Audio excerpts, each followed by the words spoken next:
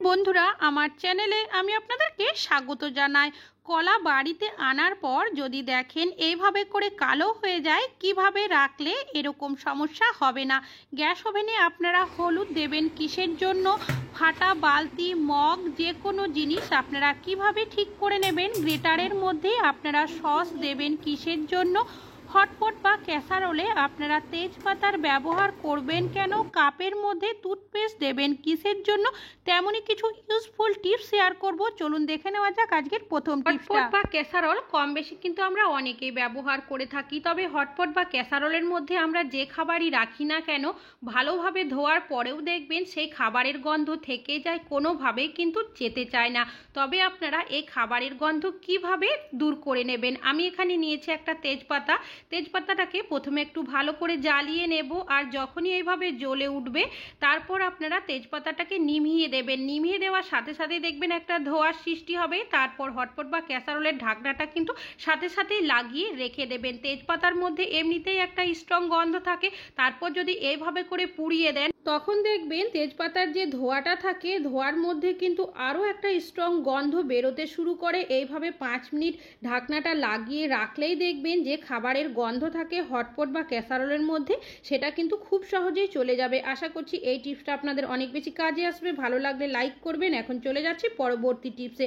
আমি এখানে নিয়েছি বেগুন। বেগুন আমরা কম বেশি কিন্তু অনেকেই বাড়িতে নিয়ে আসি, তবে যখন আমরা বেগুন বাজারে কিনে থাকি অনেকেই কিন্তু ওপর থেকে দেখে বুঝতে পারি না যে বেগুনের মধ্যে বীজ হয়ে গেছে কি হয়নি। যখন আমরা বাড়িতে নিয়ে আসি রান্না করার জন্য কাটি তখন দেখা যায় যে বেগুনের মধ্যে কিন্তু বীজ হয়ে গেছে। আর বীজ হয়ে যাওয়া বেগুনের যাই রেসিপি বানায় না কেন সেটা খেতে একদমই ভালো লাগে না।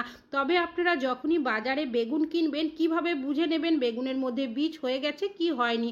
বেগুনটা হাতে ধরার পর যদি দেখেন বেগুনটা অনেকটাই হালকা রয়েছে সেক্ষেত্রে বুঝবেন যে বেগুনের মধ্যে কিন্তু বীজ হয়ে যায়নি। আর যদি দেখেন বেগুনটা অনেকটাই পরিমাণের ভারী রয়েছে সেক্ষেত্রে বুঝে নেবেন যে বেগুনের মধ্যে কিন্তু বীজ হয়ে গেছে। আমার বেগুনটা কিন্তু অনেকটাই হালকা ছিল, আর এখন কিন্তু আমি বেগুনটা কেটেও আপনাদেরকে দেখিয়ে দিচ্ছি। আর দেখতেই পাচ্ছেন বন্ধুরা এই বেগুনটার মধ্যে কিন্তু বীজ হয়ে যায়নি। আশা করছি এই টিপসটা আপনাদের অনেক বেশি কাজে আসবে। ভালো লাগলে লাইক করবেন। এখন চলে যাচ্ছি পরবর্তী টিপসে।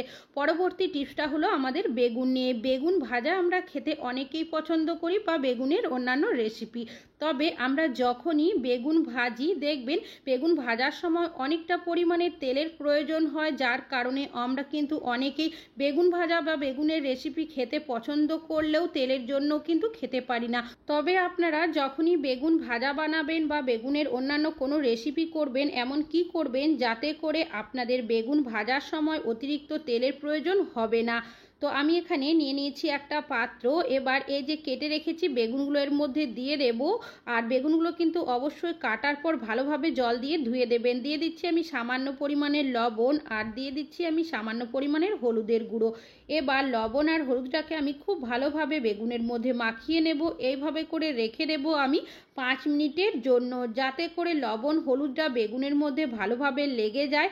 আর কিছুক্ষণের মধ্যেই দেখবেন বেগুনের থেকে কিন্তু একটা জল ছাড়তে শুরু করবে।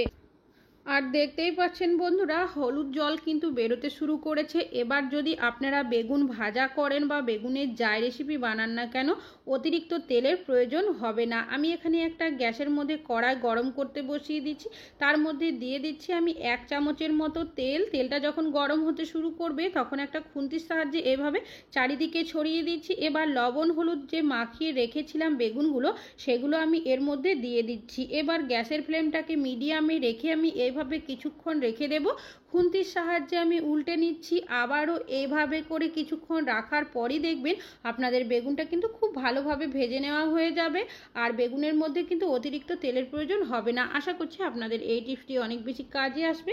ভালো লাগলে লাইক করবেন। এখন চলে যাচ্ছি পরবর্তী টিপস। অনেকেরই বাড়িতে প্লাস্টিকের বালতি মগ গামলা বা অন্যান্য জিনিস রয়েছে যে জিনিসপত্রগুলো যদি একবার ফেটে যায় এইভাবে করে সেই জিনিসপত্র কিন্তু আমরা আর ব্যবহার করতে পারি না, ফেলে দিতে হয়। তবে এই ধরনের জিনিস যদি আপনাদের বাড়িতে থেকে থাকে প্লাস্টিকের মগ বালতি গামলা ফেটে যায় আপনারা আবারও কিভাবে ব্যবহার করবেন তেমনই একটা টিপস আপনাদের কাছে শেয়ার করব। চলুন দেখে নেওয়া যাক। আর দেখতেই পাচ্ছেন বন্ধুরা এই প্লাস্টিকের যে গামলাটা রয়েছে ছোট সেটার মধ্যে জল দিয়েছি, এখন কিন্তু জল পড়তে শুরু করেছে। তো প্রথমে আমি এই জলটাকে ঢেলে ভালোভাবে প্লাস্টিকের গামলাটাকে আমি একটু পুছে নেব। এবার এই গামলাটাকে এভাবে করে উল্টো করে দিয়েছি আর নিয়ে নিয়েছি এখানে আমি ফেবিকুইক। যে জায়গাটা ফাটা রয়েছে তার মধ্যেই কিন্তু ফেবিকুইকটাকে এইভাবে করে আমি লাগিয়ে দেব। আর আপনারা যদি ভেবে থাকেন ফেবিকুইক দিলেই ঠিক হয়ে যাবে, তা কিন্তু নয়। এটা কিছুক্ষণের জন্য ঠিক হলেও আবার যদি আমরা এই গামলার মধ্যে জল দিই তাহলে কিন্তু পড়তে শুরু করবে। সেকেন্ড আমি দুটো হাত দিয়ে এভাবে চেপে রেখেছিলাম। এখানে আমি নিয়ে নিয়েছি লবণ। এই যে ফাটা জায়গাটা ছিল তার ওপরেই কিন্তু এইভাবে করে আমি লবণটাকে দিয়ে দেব। তারপর আঙুলের সাহায্যে আমি এইভাবে করে একটু ঠিক করে নেব যে জায়গার মধ্যে ফাটাটা আমাদের ছিল। আবারও আমি নিয়ে নিয়েছি ফেবিকুইকটা লবণের ওপরে এইভাবে করে আমি দিয়ে দেব। এইভাবে যখনই আপনারা ফেবিকুইকটা দিয়ে দেবেন দেখবেন এই লবণটা কিন্তু একদম পাথরের মতো শক্ত হয়ে যাবে। ফেবিকুইকটা দেওয়ার কিছু সেকেন্ডের মধ্যেই আমি কিন্তু আপনাদেরকে দেখিয়ে দিচ্ছি আঙ্গুল দিয়ে, দেখতেই পাচ্ছেন বন্ধুরা যে কতটা শক্ত হয়ে গেছে। সাইডের যে লবণটা রয়েছে সেটা আমি এইভাবে করে ঝরিয়ে নিচ্ছি। এবার এই প্লাস্টিকের গামলার মধ্যে যে ফাটা জায়গাটা ছিল সেটা ঠিকঠাকভাবে বন্ধ হয়েছে কি না সেটাও কিন্তু আপনাদেরকে এখন দেখিয়ে দেব। আমি এখানে নিয়ে নিচ্ছি একটা থালা। এবার এই যে গামলাটা রয়েছে প্লাস্টিকে তার মধ্যে দিয়ে দিচ্ছি বেশ কিছুটা পরিমাণের জল।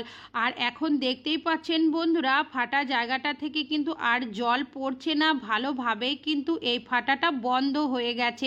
আশা করছি আপনাদের এই টিপসটি অনেক বেশি কাজে আসবে। আপনাদের বাড়িতে ফাটা বালতি, মগ যাই কিছুই থাকুক না কেন প্লাস্টিকের এইভাবে করে কিন্তু আপনারা ঠিক করে নিতে পারেন। দেখতেই পাচ্ছেন বন্ধুরা কতটা সহজে আমরা কিন্তু ফাটা জায়গাটা বন্ধ করে নিয়েছি।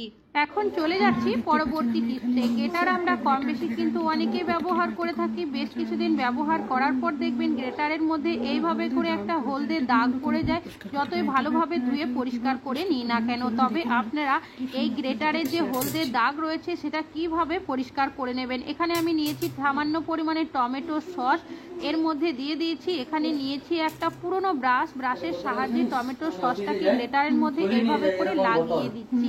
কাজটি কিভাবে করছি সেটা ভালোভাবে দেখলেই বুঝতে পারবেন। এইভাবে করে লাগিয়ে রেখে দেবেন আপনারা 5 থেকে 10 মিনিটের জন্য। আমি যেহেতু ভিডিওটা বানাচ্ছি আমি কিন্তু 2 মিনিট পরেই আপনাদেরকে দেখিয়ে দেব। তো এখন 2 মিনিট হয়ে গেছে। ব্রাশটাকে নিয়ে আবারও আমি এইভাবে করে গ্রেটারটাকে হালকাভাবে ঘষে নিচ্ছি। কাজটি কিভাবে করছি সেটা ভালোভাবে দেখলেই বুঝতে পারবেন। এইভাবে যখনই আপনারা গ্রেটারটাকে ঘষে নেবেন দেখবেন গ্রেটারের মধ্যে যে একটা হলদে দাগ চলে আসে সেটা কিন্তু খুব সহজেই চলে যাবে। এবার যে গ্রেটারটা রয়েছে সেটা আমি জল দিয়ে ধুয়েও আপনাদেরকে দেখিয়ে দেব, তাহলে কিন্তু আপনারা নিজেরাই বুঝতে পারবেন। আর দেখতেই পাচ্ছেন বন্ধুরা গ্রেটারটা কিন্তু আমি জল দিয়ে খুব ভালোভাবে ধুয়ে নিয়েছি। আর আগে গ্রেটারের মধ্যে কেমন হলদে একটা দাগ ছিল এখন কিন্তু সেটা চলে গেছে। আশা করছি এই টিপসটা আপনাদের অনেক বেশি কাজে আসবে। ভালো লাগলে লাইক করবেন। এখন চলে যাচ্ছি পরবর্তী টিপস। এখানে নিয়েছি একটা পাত্র, এর মধ্যে দিয়ে দিচ্ছি আমি 1 চামচের মতো হলুদের গুঁড়ো। আর নিয়েছি এখানে আমি কর্পূর, বাজারে যে লুজ কর্পূর পাওয়া যায় সেই কর্পূর আমি এখানে নিয়েছি।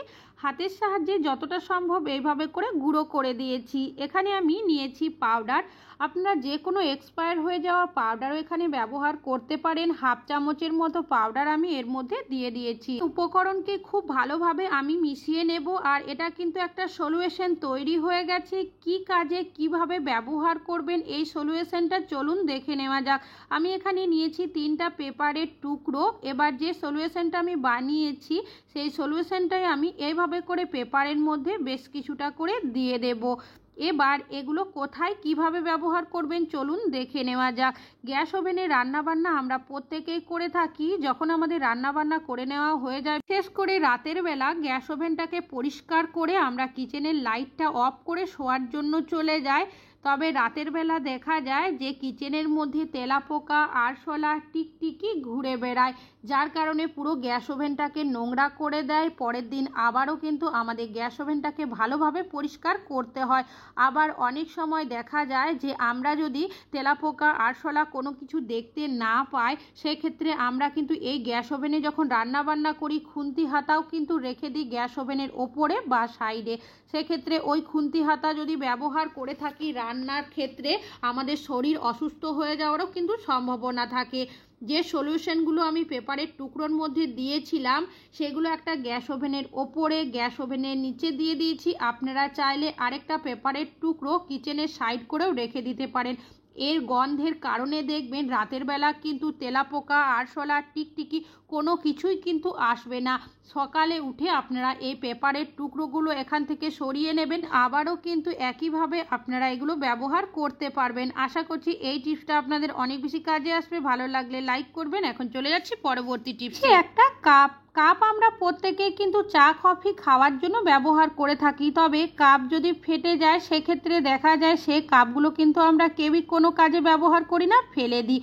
তবে এই ধরনেরই আমি একটা ফাটা কাপ নিয়েছি, কাপটাকে এইভাবে করে উল্টো করে নিয়েছি। এখানে আমি নিয়েছি কোলগেট, সামান্য পরিমাণের কোলগেট নিয়ে কাপের উল্টো সাইডে এইভাবে করে লাগিয়ে নেব। কাজটি কিভাবে করছি সেটা ভালোভাবে দেখলেই বুঝতে পারবেন।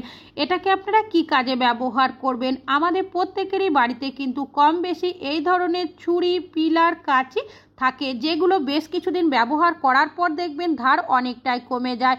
আর যেহেতু এই ধরনের ছুরি, পিলার, কাঁচির দাম অনেকটাই কম থাকে, যার কারণে আমরা অনেকে আবারও বাজার থেকে টাকা খরচ করে নতুন কিনে নিয়ে আসি। তবে টাকা খরচ করে নতুন কিনে না নিয়ে এসে এইভাবে করে যদি আমরা কাপের উল্টো সাইডে একটু কোলগেট লাগিয়ে ঘষে নিই সেক্ষেত্রে দেখবেন ধার কিন্তু অনেকটাই চলে আসবে।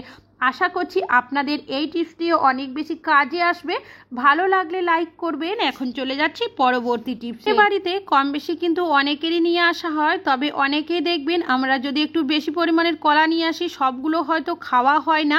যদি থেকে যায় বেশ কিছুটা কলা এইভাবে করে কালো হতে শুরু করে, তারপর পুরো কলাটাই কিন্তু পচে যায়।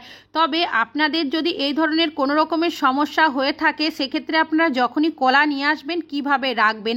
আমি এখানে নিয়েছি একটা পেপারের মধ্যে কলাটাকে এইভাবে করে দিয়ে দেব, তারপর পেপারটাকে আমি খুব ভালোভাবে মুড়িয়ে নেব। কাজটি কিভাবে করছি সেটা ভালোভাবে দেখলেই বুঝতে পারবেন। এবার যদি আপনারা কলাটা এইভাবে করে রেখে দেন সেক্ষেত্রে দেখবেন কলাগুলো কিন্তু খুব সহজে কালো হয়ে যাবে না, যার কারণে কলাটা কিন্তু পচে যাবে না। তবে অবশ্যই কিন্তু পেপারের মধ্যেই রাখার চেষ্টা করবেন, প্লাস্টিকের মধ্যে কিন্তু রাখবেন না, না হলে কিন্তু কলাটা আরও তাড়াতাড়ি পচে যাবে। আপনাদের এই টিপসটিও অনেক বেশি কাজে আসবে। ভালো লাগলে লাইক করবেন। আজকে এখানেই শেষ করছি, আবার চলে আসবো আরও নতুন নতুন টিপসের ভিডিও নিয়ে। ততক্ষণের জন্য ভালো থাকবেন, সুস্থ